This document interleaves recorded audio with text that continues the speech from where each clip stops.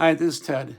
Kris Vallotton's therapy-inflected encouragement dominated, it's a handful. His prophecy fits our cultural moment perfectly. That's precisely the problem. In our world, making people feel good is a moral achievement in itself. Any message, however, that warns or rebukes or calls for costly obedience, it gets filed under negative or worse yet, religious. Vallotton's model drops straight into that groove.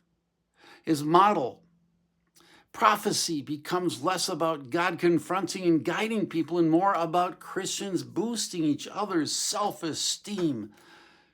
And here's the issue with this. He's fighting the Christian he was before he learned that people didn't like what he was doing. He, as a prophet, was judging people and being very negative toward them, reading his own faults into them and publicly telling them in front of other people. He pretty much admits this. Oh, he does admit this in his book on prophecy. And once a group of people called him out on this negativity, he changed everything. He boomeranged.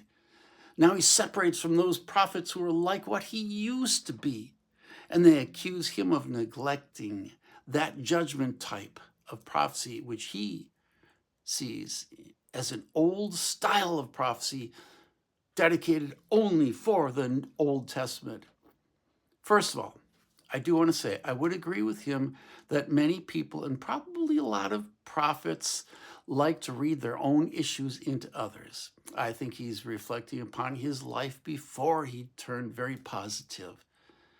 I call this looking through the beam. You know, that beam that you need to take out of your eyes so you can see clearly to help others. Ted Haggard and Jimmy Swaggart were prime examples, preaching against the very sins that were trapping them. But the real issue isn't becoming a nicer prophet. The problem comes down to this. These so-called prophets on both sides are only passing on. They're only passing on what's in their own thoughts and their hearts, not what is from God. And this is Ted.